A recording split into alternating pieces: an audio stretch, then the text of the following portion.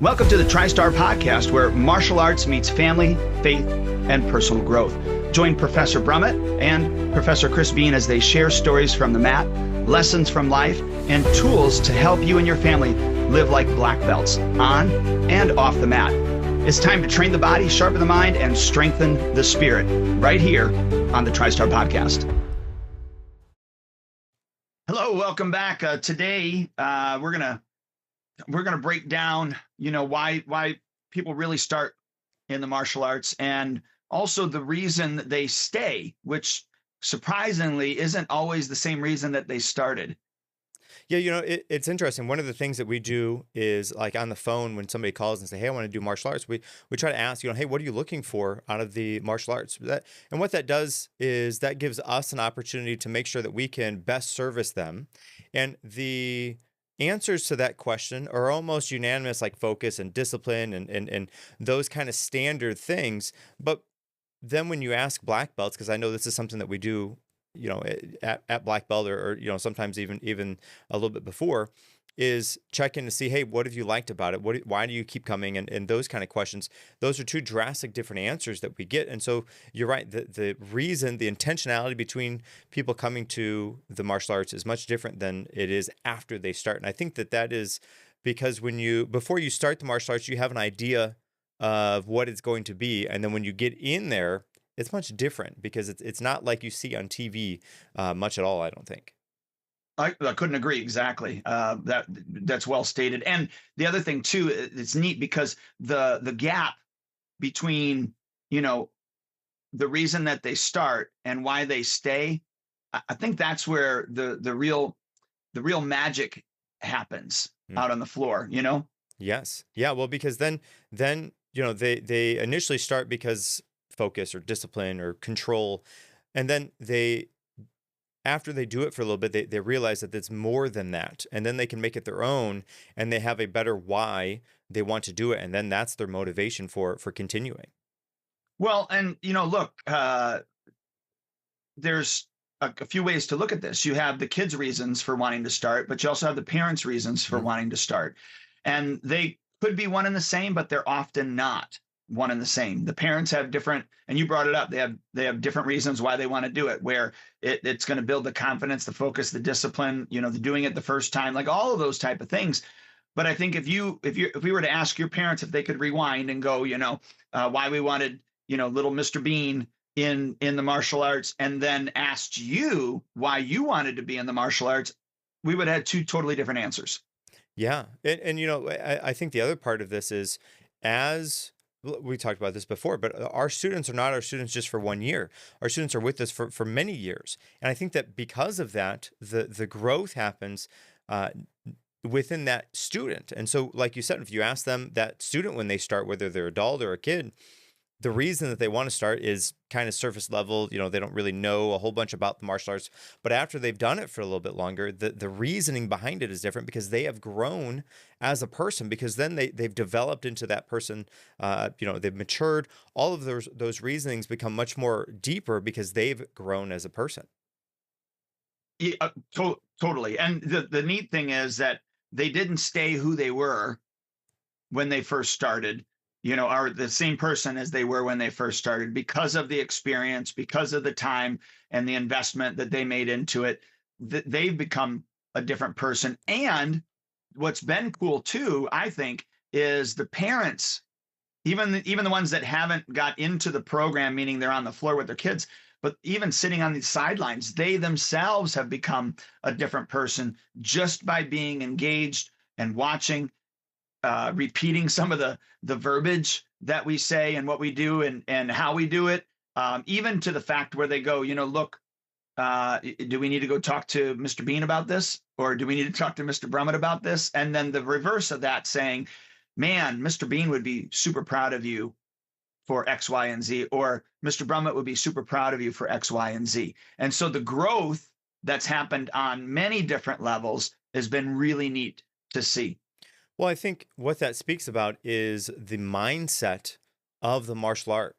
And what I mean by that is before you start, you have an idea of what the martial arts are. Everybody does. They have some sort of concept, whether it's right or wrong. You have an idea of what it's going to be. And then you get in and you realize that it's not that same thing. But what happens is along the way, whether you're the student that's in the classes taking the, doing the moves, or you're the parent on the sideline, your mindset then becomes a martial arts type of mindset. And I think that martial arts type of mindset then is the thing that is the catalyst for the growth in the students, because I know that we've talked about this before, but we've seen growth in our students even in such a short time because of the way that the program is. We've designed it to deliver those things on purpose as opposed to on accident.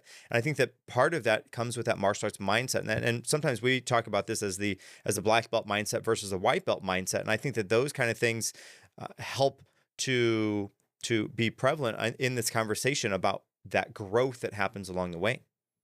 Yeah, and I was looking off screen here because I was pulling this up. We did a survey a little while ago, and in fact, this was back in May of 2025, and we had our clients answer some questions. But the top benefit that they were looking for out of a martial arts program was actually self-confidence. That was 44%.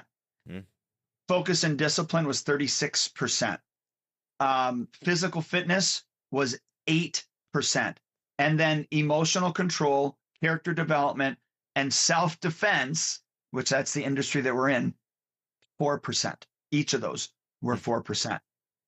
I mean, think about that for a minute.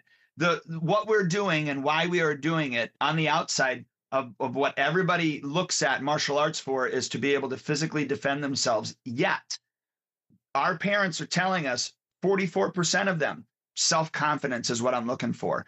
36% of them focus and discipline. And then we go to physical fitness, and everything else underneath is a lot lower than those numbers. Isn't that interesting? It is. And confidence being the top thing is interesting, I think, as well, because and martial arts, I think, again, has these things by default, but the way that we've designed this program, confidence is not there by accident. Confidence is there by purpose and direction. And that being the number one takeaway that the parents, the reason that they stay, the thing that they're looking to continue with, is really interesting to me, because that means that, like, that character development program that we have that we talked about last week is doing its job. It's working. And the extra benefit, or the extra interesting thing about that, is the self-defense portion, which is 90% of really what we do. All these other things are in there, but we're doing karate moves. That is the very bottom, and that to me is really interesting, because that means that that means that probably the students are not picking up those confidence type of skills elsewhere. And what that means is that we are delivering on that in a way that the school systems perhaps are not, or that the other extracurricular type of things are not delivering on the way that we are able to. Is that do you agree with that? Yeah, I mean, I do, and not to downgrade the educational program or other extracurricular activities. We just and of course you and I are both biased because this is what we love to do, but we just have we've cornered the market, not by accident, but on purpose, with those skills, because you've brought this up many times. These skills are innately into martial arts, but what we have done is we have actually gone in and made sure that they are purposeful, that those things are happening on purpose for our students. And to your point before, we can play the long game. And so we can see where each child needs different areas and work on those areas. And the neat thing is, it's all disguised through doing martial arts moves. Yet, when they do those moves and master them, they're becoming more confident, more focused. They're having more discipline. They're following instructions better. They're doing things more the first time. They're becoming more responsible. All from just the martial arts moves. And I've said this for years. the martial arts moves are just the icing on the cake. The cake is all of these other things that our parents are looking for out of the program. Well, and I think the other thing is, especially with boys, girls are like this as well. I have 3 girls, so I know, but well, it's to some extent, anyways. But boys really need an opportunity to get that energy out. And I think that doing that in a structured and controlled environment, that energy out, boys I think benefit more, but girls benefit as well. That energy out, I think, helps them to, let's say, behave a little bit better when they're at home because they don't have all that pent up energy, bursting at the seams. I mean, as a parent, I know the kids, you send your kid to school. You get reports back from the school teachers like, "Oh, your kid's an angel. They're so good in class." And are you for real? You're talking about my kid? Are you sure? You got the right parent? And then they come home and it's like they had all this, all the niceness, all the goodness was burnt out at school, and then they come home and they unwind, or they're so comfortable at home, and all of that gets left out. But when the kids have an opportunity an extra opportunity to output that energy somewhere, all of the exercise and the activities that we do at the school, I think at the studio, I think gives them an opportunity to release some of that energy. Then they come back home, and not that they're tired or they're worn out, but they're not as energized as they were from school, because at school they're not up and moving around and kicking and punching and yelling and screaming like they are at the karate school. So I think that is another thing. And I know that as a parent, that is very helpful. And I've heard parents talk about this many times, that energy out is really special for their kid, because then they don't have that pent up energy at home, and they have that opportunity to let it out in a controlled and structured type of environment. Well, and that's why martial arts in and of itself too is good for ADD and ADHD Mm. kids, because of the structure, but also the activity. And I can't tell you how many times that we've had talks with parents. In fact, maybe a week and a half ago, I had a conversation with a parent, and after the class, he was like, "Man, I'm so sorry. My kid was." I go, "Look, he wasn't disrespectful. He wasn't deliberately disobedient." I said, "I know your kid. He just has a lot of energy, and if I could make this kid run laps all around the studio for the whole half an hour, 45 minutes, an hour, whatever, he would never be tired anyways. Like, there's nothing that tires him out." But I reassured the dad. I go, "Look, as long as he's not being disrespectful," which he's not, and if he can, he moves all the time. He just can't stop. But I'll say, "Hey, so and so, what did I just say?" Boom, he can fire it right back off. I'm like, "Okay, at least he heard it." And that's another thing too, is I think sometimes we have to, and I don't know how to phrase it other than like I was going to say parent the parent, and that's probably not the right term, but come alongside the parent and say, "Look, we see what you see. We know that you as a parent, you're thinking, oh my gosh, my kid is not paying attention. They're not focused. Everybody else around here is looking at my kid. Just understand that we see your kid.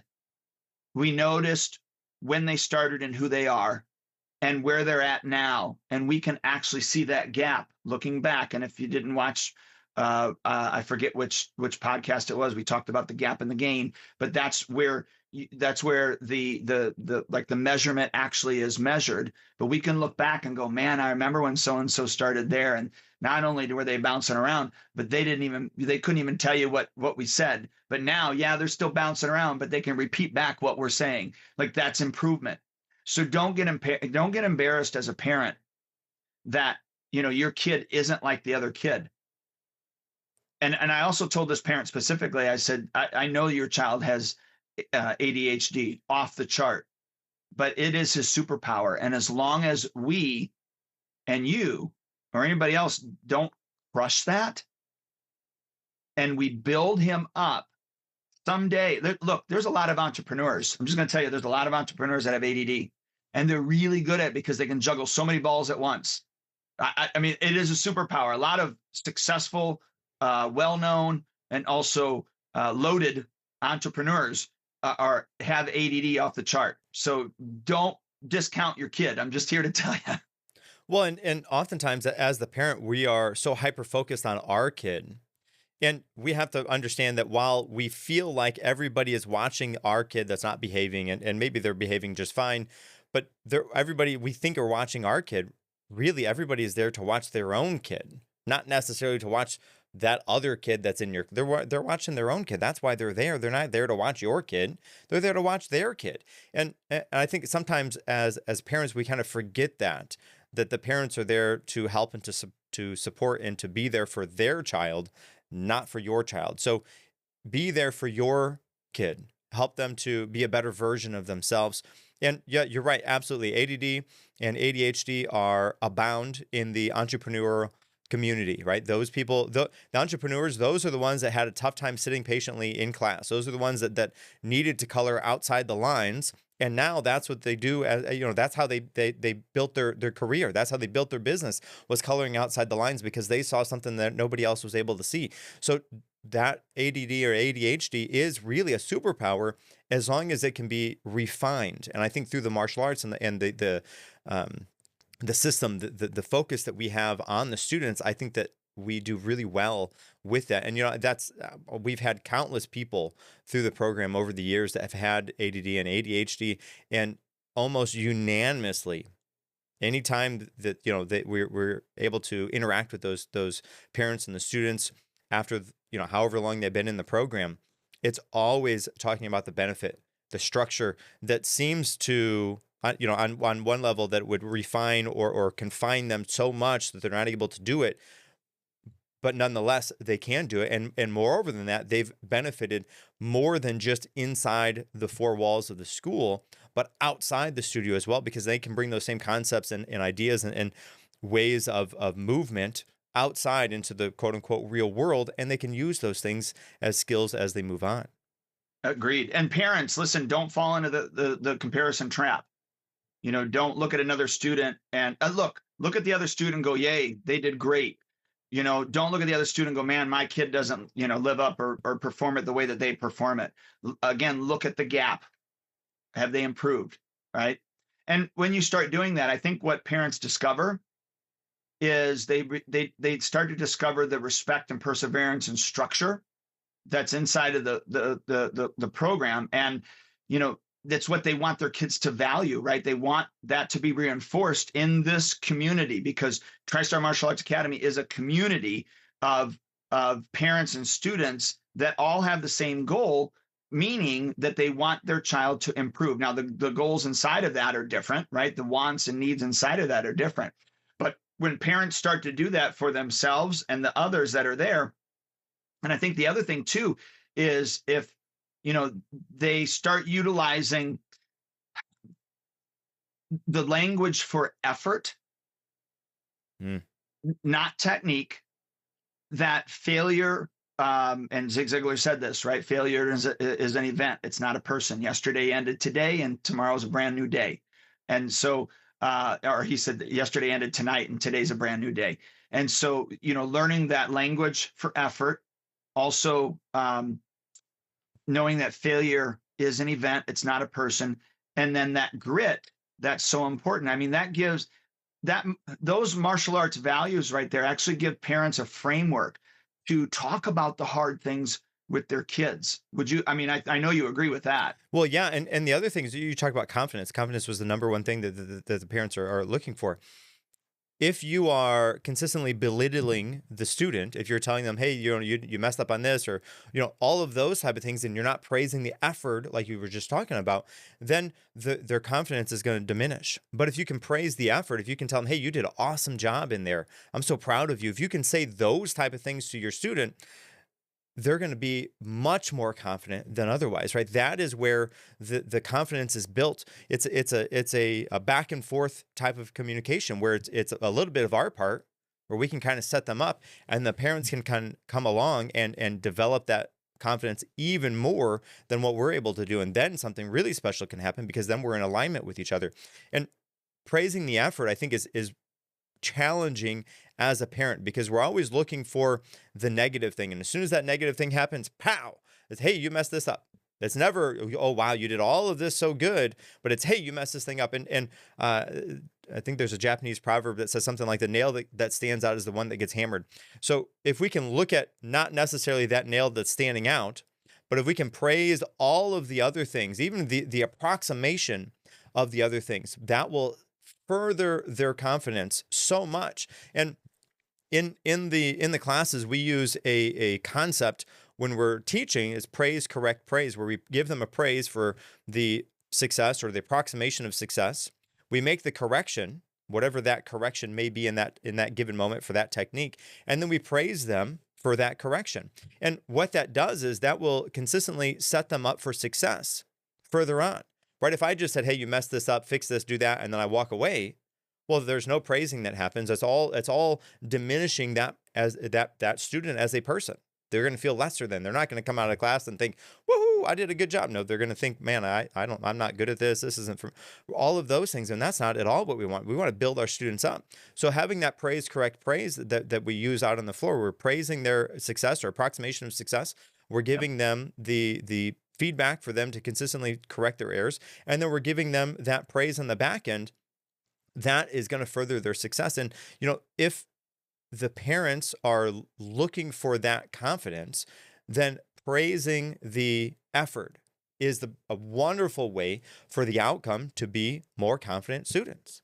Well, behavior that's rewarded will be repeated. Mm, So when you praise, make sure that you're praising what you're looking to have repeated. So what I mean by that is, if you want them to um, pick up their clothes, when you see them pick up their clothes, praise that. Man, I'm proud of you for picking up your clothes. If you want them to work hard, any amount of working hard, you just say, man, I loved how you stuck with that and didn't give up. Like, those are the things that you want to praise. So they need to be genuine praise. And it's funny that you brought this up, because today we had a field trip. So we have schools that bring in their kids, and we have a martial arts. For those of you who don't know that are listening, we have martial arts character development field trips.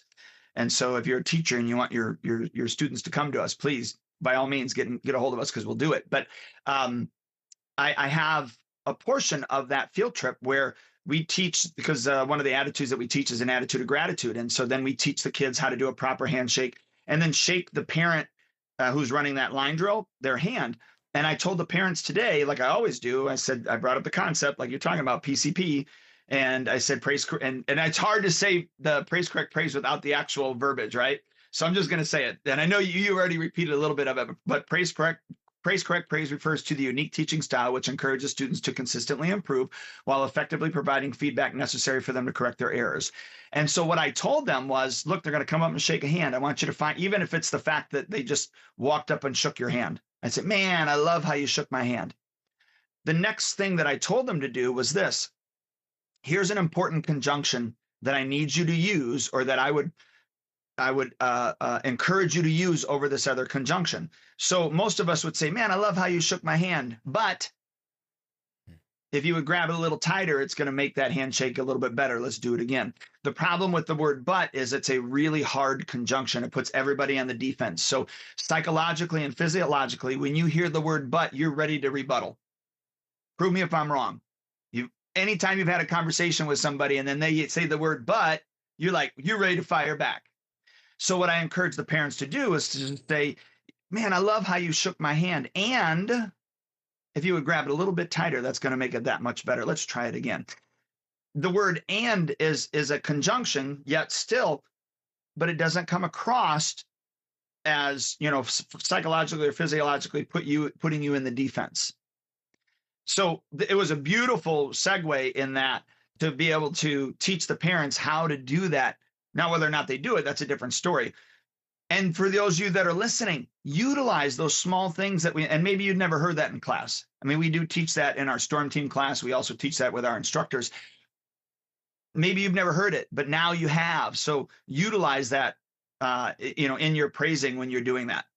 Well, okay, so and again, the whole intention of that praise, correct praise teaching method is to build the student's confidence. And I know there is a particular instructor that we've had. She's gone and moved on by now. Not moved on as in she's dead, but she's moved on. She's got another job. But and I think you will be able to tell this story, her story, a little bit better than me. But she started, she was very, very shy, not very confident, and then she moved into that teaching role, and the whole situation changed for her. You know who I'm talking about? Can you talk about her? Yeah, I think Miss Uh-huh. Brooks. So Yes. I forget what age she was. She was 9 or 10 or something like that, and it was a summer special. Her grandma brought her in to do the summer special in order to, in order to talk to Miss Brooks. I had to talk to Grandma's leg. I mean, that's how shy she was, and I'm not kidding about that. And then you fast forward years later, not only did she get into at the time, because she started around the time you started. Mm-hmm. Yeah. So, she got into the Black Belt Club, which is now our leadership. Then she got into the Storm Team. And then from there, she got hired, and she probably was 15, at the time that she got hired as well. But to see the confidence start to build all the way now to the fact that she works for the Jewel Corporation. She was here in town, and then they asked her to be a manager. And I don't forget which Jewel she drives up to now, but now she's a manager at a Jewel in a different location. But all of that, because I've had conversations with her about this, like, you were the shy little girl who, I had to talk to Grandma's leg, and now, you're running. And here's the funny part. Oh my gosh, it's funny that you brought this up, because today at the field trip, one of the dads that was there, we just got talking. He said, yeah, I've worked at the Jewel here in town for like 10, 11 years, whatever. I said, oh, then so-and-so Brooks.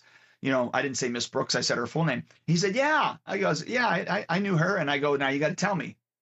I go, was she a good manager there? And he's like, oh yeah, she was good. I said, all right, good. Because she started with me, and I told him a little bit of the story. So it's funny that you brought that up. But yes, they start one way, and the parents start them. In this case, Grandma, started her, and then they become something totally different. And I think that is such a wonderful.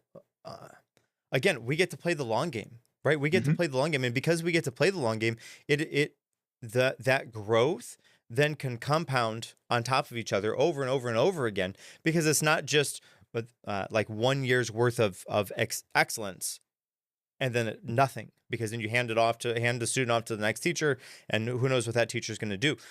We get to stay with those students the whole, we get to see them start from whatever age they are all the way up to black belt and beyond. And that the growth that happens on the floor is amazing, but it is coupled with the fact that we have them for so long. And not only do they get to grow as a martial artist, but they grow as a person, because they get older and they mature and they are learning extra things. And that is again a very unique thing that we have to the martial arts compared to teaching in a school Or even other sports, Mhm. right? I mean, other sports, you have a coach for a little bit, and then you move up. Even like I brought up before when we were talking about character development, even the same thing with like travel sports. I know, like, our youngest was in travel volleyball, and he had his first travel volleyball coach. I think he had her for 2 years, but then moved on to the next level, and I think maybe 2 years for the next one. And then it was like 1 year, 1 year, 1 year. I mean, at college, you had the same coach for 4 years, but that's a different thing.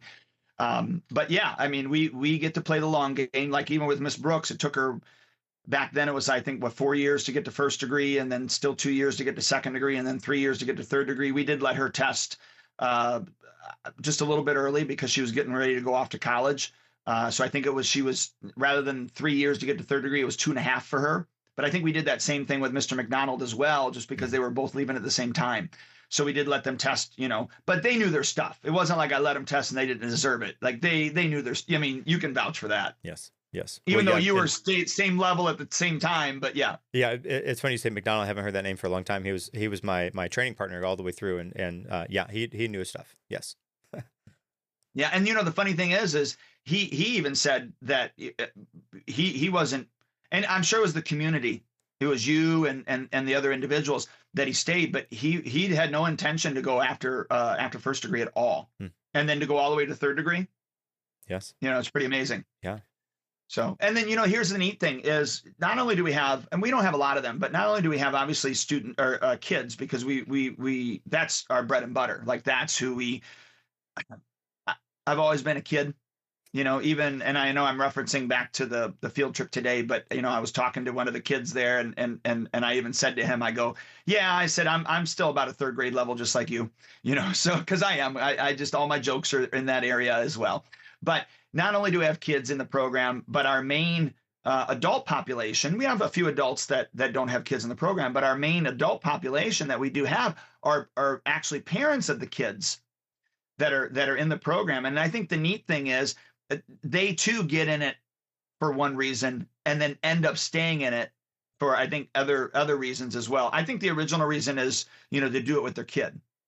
You're right, and almost unanimously, that is the sentence or the statement that they tell us. Oh, I want to do it with my kid, or they want to do it so they have a connection with their kid, which is absolutely true and a great connection to have.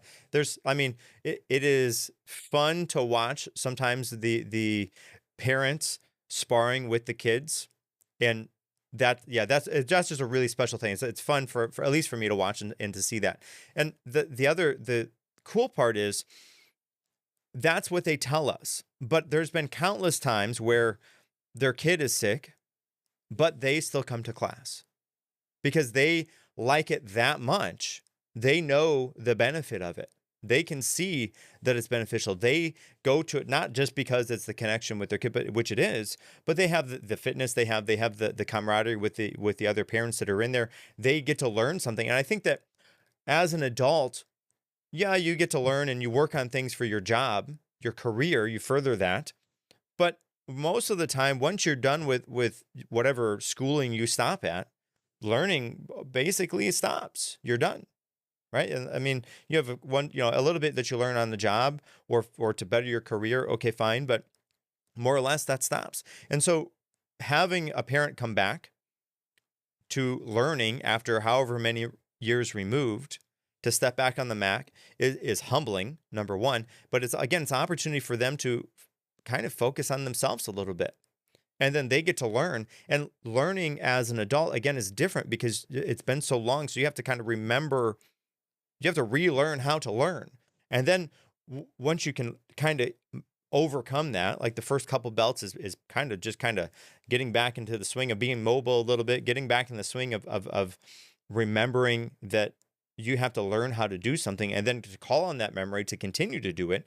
And again, I think that the benefit is then it's a continual learning cycle. And I think that if you can approach life with a continual learning cycle where you're always are able to humble yourself to learn something from somebody, or to go somewhere to be humbled, or to go somewhere to actively learn and seek out extra knowledge, is so beneficial as an adult because it changes the way that you interact with all kinds of different things, whether it's at home, whether it's at your work, the way you interact with your spouse. All of those things I think are different because of the mindset that you have that happens from the martial arts and that continual learning process. I totally agree. I think it's really neat how they come in for that connection with the kid, a little physical fitness, but they stay for so many more reasons. And to your point, they find out that, boy, what their kid's been doing out on the floor is a little harder than it looks. Especially when you have to start, crossing the meridians, and you're doing you're crossing the lines, and now you have your right brain and left brain having to do the work at the same time. It's one thing to do the chambering position, but then it's a whole nother thing to do the chambering position and then actually step forward with it. Or now you've got to put it into a pattern that you have to remember. But like you said, it actually helps adults. And what we've seen is not only does it help them out on the floor with their child, making the connection, getting more physically fit, but it also actually helps them in their job, where they're actually more cognitively attentive, if that's a word, but attentive to what's happening inside of their job. Generally, they have more energy when they're waking up in the morning because they're getting more physically fit. Sometimes we've even seen where they start to go, yeah, you know what? Maybe I need to change my eating habits a little bit just because, I don't want to be so winded when it comes time to test for my black belt and I've got to do X, Y, and Z. And so there's a lot of some physical stuff that actually happens as well. But it's been pretty neat to see even the transformation of the family's relationships to the actual physical fitness of the adult.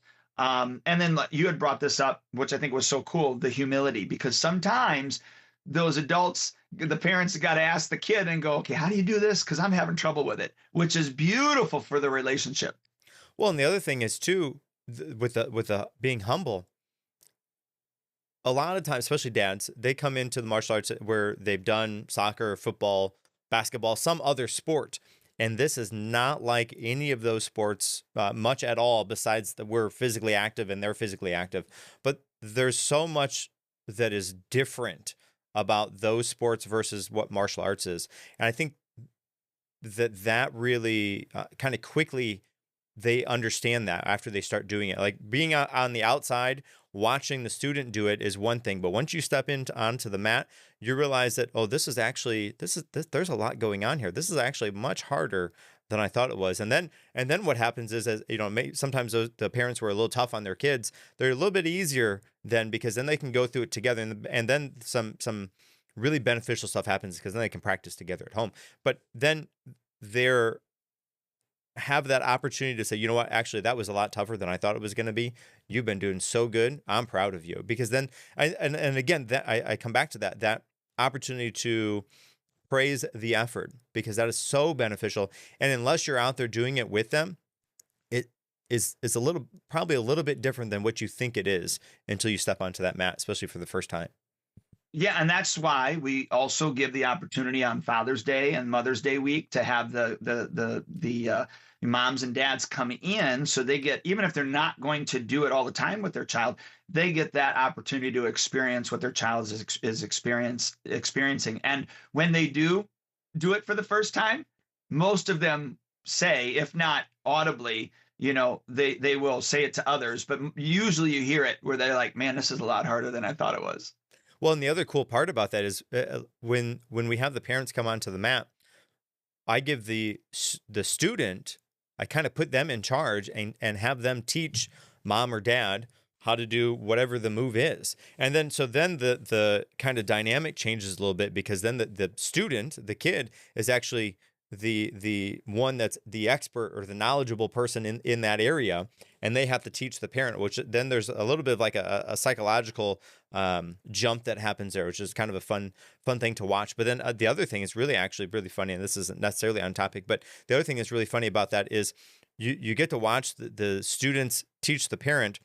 And sometimes I am so surprised at how well these students do at teaching their parent. Sometimes it happens the way that you think it happens, and they go through the whole thing and like, okay, mom or dad, go do the whole thing. Or like, all right, that doesn't work. But then you have the other side of it, where the kids really take their time and they break it down, like as if they're already an instructor doing this, like this is their job. It's really fascinating to watch that. It doesn't always happen, but it really is really interesting when it does.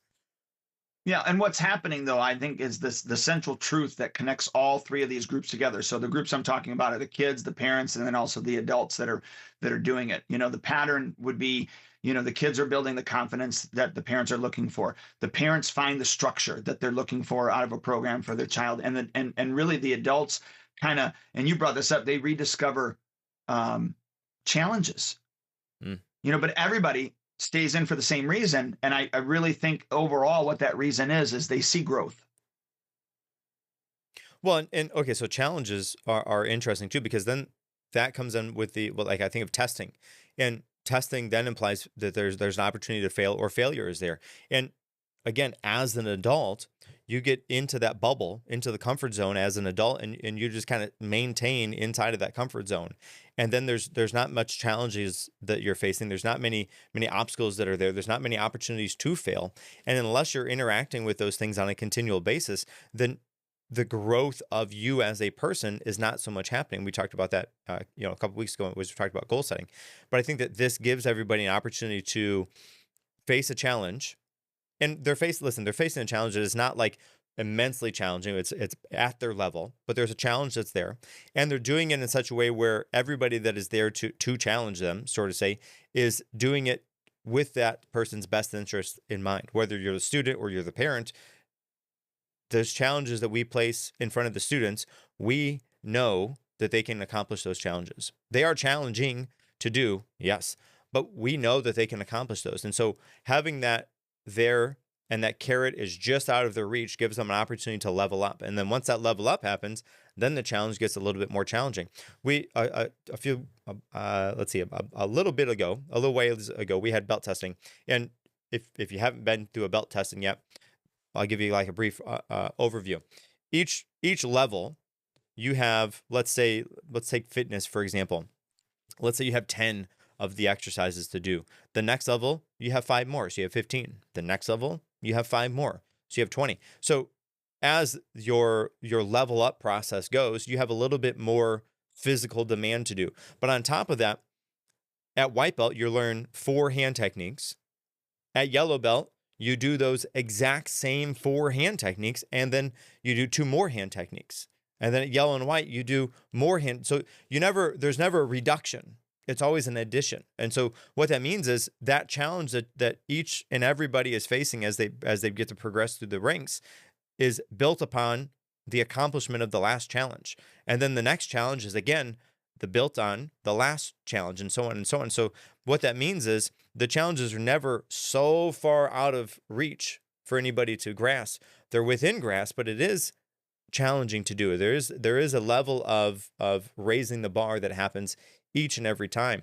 And I think that when that happens, then your confidence raises, right? Confidence is something we talked about a couple times already. Your confidence Yes. raises because you get to feel accomplished, that you raised the bar for yourself. You made it to the next level. And martial arts by default has that because we have the belts in there. You test for the next rank, and you test. It's quite literally a level up type of process. But then there's a little bit of a grander scale for that level up, that confidence building as well, because you go from the white belt to yellow belt. Yeah, you have the individual belts, but then there's also the classes, and so then you move from the beginner's class to the intermediate class. And from the intermediate class to the advanced class to the black belt class, and so on. And again, what that does is, yes, you leveled up in your belt, but you also leveled up in your class. And so you move from sometimes from being the highest belt rank in your class, the top of the class, pow, back at the end, the bottom of the class, and you have to build your way through again. And I think that process, the way that we have designed that leads to that confidence building in a monumental way, because it happens over and over and over again, and you have the opportunity to build that confidence, which builds, of course, that building. Those building blocks allow you to be not just a better martial artist, but a better person, because you're facing those challenges.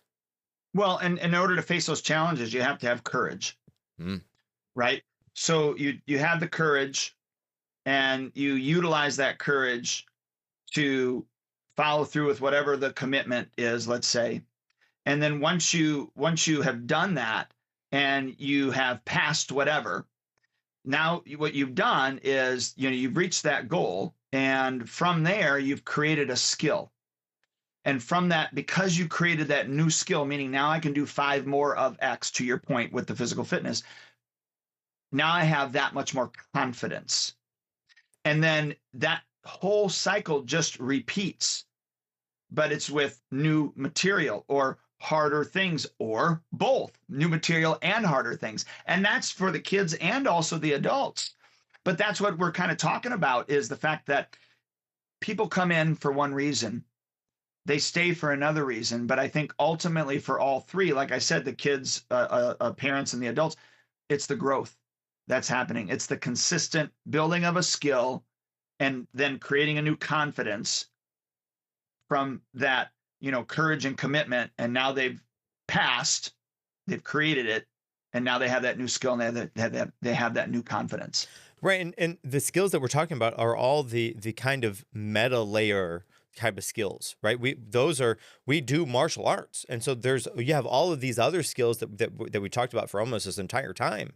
But then you have that overlaid with the skill of the martial arts and being able to defend yourself and learn how to throw punches and kicks and blocks. And that, I think, is the kind of like the fun part sometimes, because there's immediate feedback on those things. And then again, you have all of the extra things, the confidence, the control, the discipline, the respect. All of those things happen as a byproduct of doing the martial arts moves. Yeah. And look, I'd like to kind of throw this out here, is, parents that are listening to this, think about this for your kids. If you're, so if your child's already training, think about what first brought you into the martial arts studio, and what's changed between then and now. So what brought you in, and if it has changed, what that is. And for those that are considering starting, well, number one, of course, we're biased. What's stopping you? So get into the studio, do your trial, get moving forward. And more importantly, what kind of person do you want your kid to become? And if it's the right program for him or her, then we're going to be able to help with that. And if you're a parent and you're just signing up your kid for an activity, that's not the program. This isn't the program for you, right? We're not looking for individuals that are looking for just an activity. Now, have we had some people start because it was an activity and then realize that there's character development and there's physical fitness and a whole bunch of other things? Absolutely. So we're not turning you away, but know that, really we are looking for parents who want their kids to be in a program that will change their life for the rest of their life. Yeah, and hey, if you're listening to this, why don't you comment on either on the YouTube video or somewhere in the medium where you're watching this, and let us know the kind of the benefits that you or that your student has gotten from the program. That way, it's always nice to know those things. But then the other thing is, then the other parents that are going to be able to watch this, they're going to be able to see those things as well, and then that'll get everybody to start to think about what they're receiving from the offering that we're giving out. And look, I would say this too, real quick, and thank you for saying that. Because martial arts it's not just about the belt that you earn. It's really more importantly, it's about the person that you become along the way. And I think it's important for all of us to reflect back. Again, the gap and the gain, reflect back to that gap from when we started to where we're at now, all of the things that we've gained.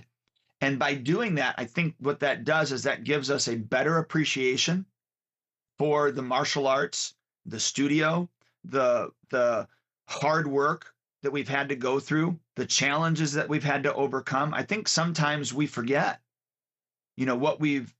what has been some challenges. And I think it's very empowering if you look back and do those. So much so that having some sort of reflection book, I've been thinking about this too, is just going back. Even I'm bringing this up. This has no context, but my mom and I were talking the other day about Herb, and you've heard me talk about Herb before, and he's the one that taught me meat cutting, and he's the one that encouraged me to become a meat manager, and that's a whole different story. But the things that he taught me and the things that I learned, I'm just going back and I'm thinking, man, maybe I need to have some sort of gratitude book that I go back and I start writing some things down. But anyways, I'm digressing here. I would encourage you to take a look at where you're at, where your kid's at, maybe ask some pointed questions, where they came from. Yeah, and then obviously, what is it that you're looking for the next step for them out of the martial arts program? And also let us know so that we can come alongside you, so we don't have to guess as well. But we have different things set up where, when you first start, of course, we're asking these questions. When you apply for the leadership, we're finding out more information. When you get into Storm Team, we're looking for more deeper information. When you become an instructor, we're looking for more deeper information. But some of those paths aren't for every single student.